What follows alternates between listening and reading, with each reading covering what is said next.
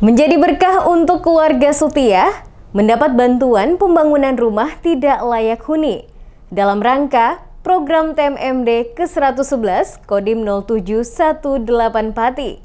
Rumah Sutiah kini menjadi lebih nyaman usai pembangunan dikerjakan.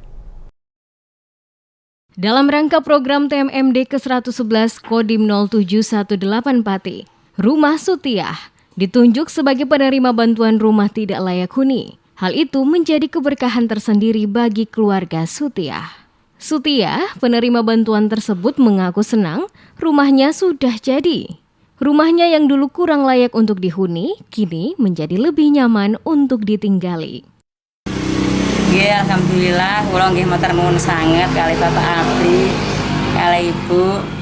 Sampun dados niki nggih kula nggih niku matur nuwun sanget. Sutiah berharap rumah yang telah dibangunkan dalam rangka program TMMD ke-111 Pati dapat dimanfaatkannya dengan baik dan ditinggali dengan nyaman.